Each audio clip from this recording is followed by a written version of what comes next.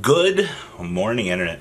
YCS Milan is still cooking up, but we have the top 32 breakdown, and I want to talk about a little bit of this event a little bit differently this time. Instead of uploading a video after that, let's talk about my expectations, kind of what I'm expecting from this event as, well, the day goes on. So, without further ado, the top 32 is out, so let's give it up for an interesting discussion, shall we?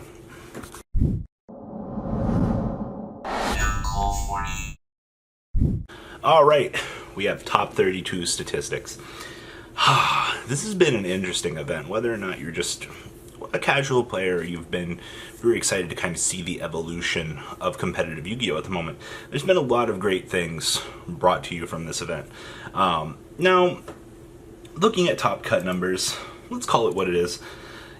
We kind of expected this a little bit, but you have 12 pure Sky Striker players. Give it up, everybody, for Sky Striker. The deck is still here, yay! And I've stopped caring. At this point in time, everybody and their mother knew that Sky Striker was still... When you have a deck that's as consistent as Sky Striker, that rewards you kind of like Sky Striker does. And then, you know, it's consistent like Sky Striker is. It's almost like you kind of expected this deck to be a top cut. Alright? Now, next up, 8 Thunder Dragons. This doesn't really shock me as much as you would think it does. I'm kind of used to seeing Thunder Dragons at this point in time.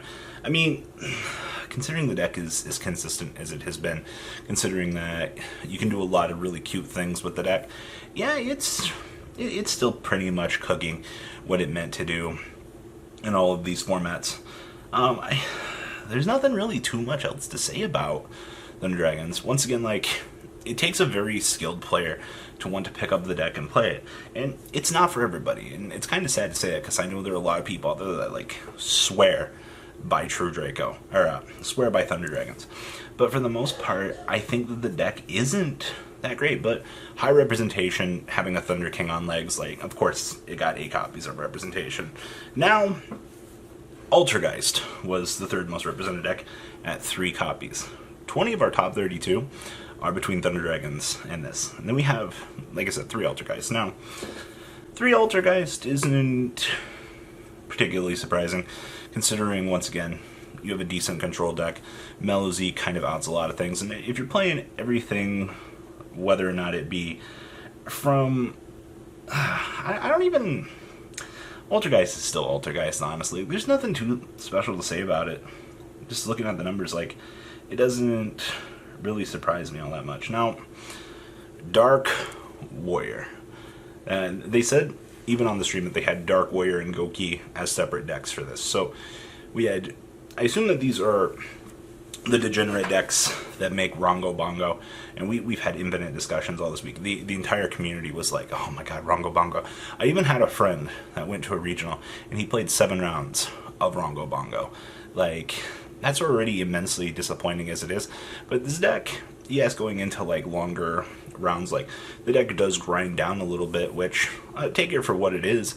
You just need to be aware that, yes, people are unfortunately playing Rongo Bongo. It is what it is. Like, you just need to be aware that it's there and that it's capable of doing something. Now, we also have Danger Turbo, and this kind of ties into something that we actually saw yesterday in the feature matches, and a lot of people have been talking about it. Joshua Schmidt was playing a slash draw FTK OTK variant of deck, and it kind of caught a lot of people off guard. You use the danger monsters to plow through your deck, and you know what danger cards all have a text of?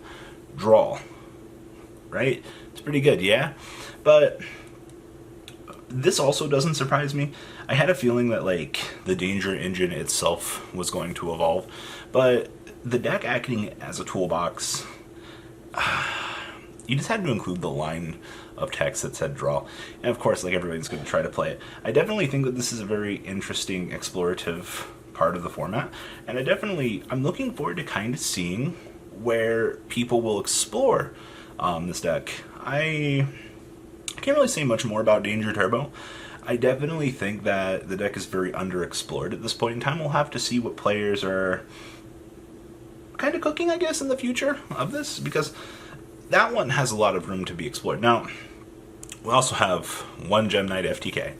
Now, yesterday I made a video, or actually it was Friday, we made a Gem Knight FTK deck profile from a regional from last weekend, and we were kind of running through the cycles, talking about some of the card choices.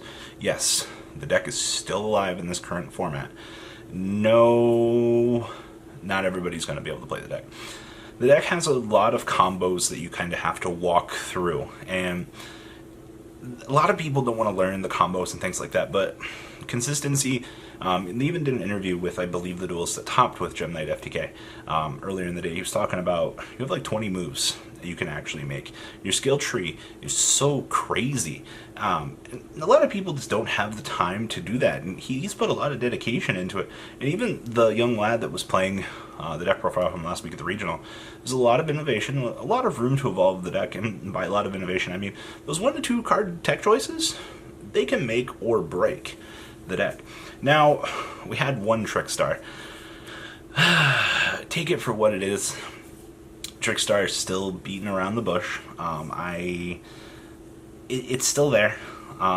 There's no Mech Knight in Top Cut either. I do want to point that out. I've talked about the engine starting to show its age, and was talking about like just general power creep and things like that in the game of Yu-Gi-Oh! And everybody seems to think that that's not the case, but it seems to kind of be the point here. Like, the engine is showing its age. Like, you guys have to understand that. Now, we also have True Draco making it into Top Cut as a one-of. This does not surprise me either. When you're in a top 32 like event, more X2s, X1s, you're going to start kind of playing more crazy things to kind of counteract the meta. And I think that this is kind of where you start getting into the cool stuff. For the most part, though, it's still True Draco. Now, the last 3 other. The first one is actually going to be Pendulum Magicians. Now, the Negate 3 board, yep, that's right. Give it up for Negate 3. That can still do essentially all the cool trinkets that the last variants were able to do. But consistency, it's a go first deck. You have to make a chance, you have to play against the meta, you kind of have to hope not for the worst. So you gotta pick your poison and go with it. Pendulum Magician's not a terrible call. Now, also Praying Kids. Now, I was talking to Herman a little bit earlier in the week. He had the round 4 feature match this weekend. And kind of just listening to the community a little bit more, kind of looking through Praying Kids a little bit as a deck. The fact that all of the fusions have the ability to toggle out and tribute for cost make them an actually decent Sky Striker match. Now, the problem with that equation right now is the deck has a very high ceiling. Much like Gem Knight FTK, there are so many intricate combos that you have to learn that no real person is going to want to learn all these combos. You can just play Sky Striker and kind of just turn off your brain and go a little bit. And it's not saying anything bad about the game in general. It's just, why play the harder deck? Like, sure, like, your opponent's not going to know what you're doing sometimes, but like, how much does it actually pay off? And Praying Kids are definitely that deck. Like, they got the last piece they needed, and I think that we're probably going to continue to see Praying Kids be a dominant deck for a little while. Then the last deck in Top Cut actually is Goki. Now, I've seen Goki U-Link this week, and I've seen Rongo Bongo Turbo Goki. Now, what does that mean? You got a couple of things that you can do with Goki. With the loss of Firewall, the deck kind of took a back seat a little bit in the current format. And having taken that initial back seat, you know, it's, once again, combo decks. I don't know if people just don't want to learn them, or, you know, they're far and few in between.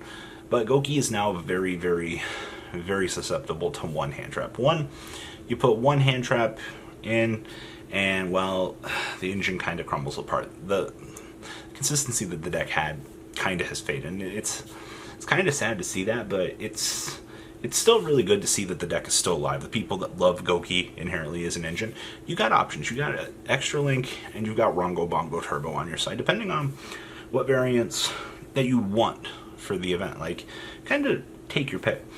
Now, final thoughts on this list. I think that Danger Turbo is got a lot of room to be explored. I think Gem Knight FTK will still have the same representation it's had. Very few people are going to pick up the Call to Arms. Very few people are going to try to go crazy with the deck, per se. And then you've got things like Pendulum. It's okay. Goki having shown up, still proving that the deck has viability, is a very good thing for the game. It means that players are still exploring things.